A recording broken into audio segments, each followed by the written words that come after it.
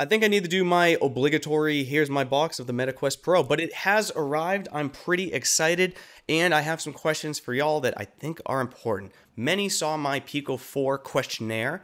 Basically, I got the Pico 4 over here in the US and asked you, what do you want to know about it, and make a review video that is very long, very in-depth. That video is going to be coming next week. I've spent 1 month with the Pico 4 analyzing every question you guys have asked. Every single one. It has taken me an enormous amount of time, but it really means a lot to me to research these headsets the best I can and provide you guys with some ideas on what might be important to you. So for this video, I want to do the exact same thing because the MetaQuest Pro has probably been one of the most interesting headset launches I have ever seen in my life, because the product page for it is kind of Upload VR, it's kind of Twitter, it's kind of YouTube channels. Like, there is no definitive product page. When you look at these things, like you look at Upload VR, I'm learning things about the controllers. I'm learning things about the headset. I go onto Twitter. I'm learning that you can't charge on the MetaQuest Pro stand while the blinders are on for VR use. You can use a USB-C cable, but it's not working well with the charger.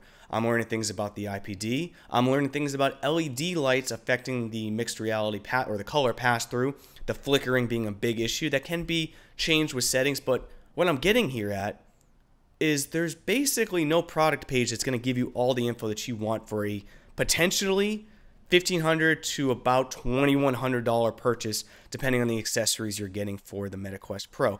And that, to me, is pretty egregious. This is a high-end product that you really have no idea what you're getting. You like no idea at all. So if you want to know anything at all about the MetaQuest Pro, as small, as mundane, as single to you specifically use case that you would like to know, please ask. I plan to spend the next month and a half analyzing this product as best I can, and it might not be a month because this is something that some people might want a little sooner, so maybe like 3 weeks, but either way, it's really important to me to use the hell out of this headset, to use it so much to understand what it really is, the use cases, and if you should get it. Now, am I saying to hold off because it's a bad product? You probably saw the title. No, I have no idea what kind of product this is, and I will be watching everyone else's reviews as well as they keep coming up. But never have I really seen, I mean, you look at all the other headsets that have ever come. Granted, you know, whether it was like field of view, where some people don't know if the specs they are given are vertical, horizontal, diagonal, other things like battery lives and stuff like that people aren't fully sure of.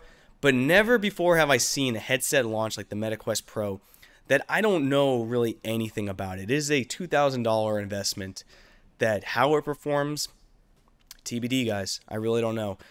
Every day on Twitter, I see something new. Every day on Upload VR, I see something new that I would have never known from any Connect, any product page, or anything Meta put out, which just boggles my mind. So it's going to be a quick video because I'm not going to waste your guys' time on a video asking you for questions.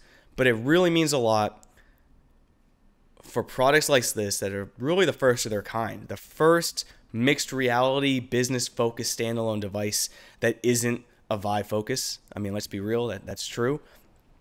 To really do my due diligence and understand this. So let me know down in the comments what you want to hear, what you want to know about every single thing. And it's my mission, again, just to do a good job analyzing this headset. You know, there's VR games out there that are coming out that I'm interested in, but what I'm really interested in is just analyzing the tech, because this is a monumental shift, and I'm going to end the video with this thought. This is one of the most energizing, fun shifts to me personally in VR. All headsets are over here. Gaming. It's the cornerstone of the industry. It's very important that it's the cornerstone of the industry, and I think it's correct. However, there is a time where if we want VR to go mainstream, whatever that means, we do need to go to the other side eventually, and that's for non-gaming use cases. And this is the first, I'm not going to say mass consumer because the price puts it out of that, but you can see the inklings that we're finally attempting real pushes to the other side of the spectrum.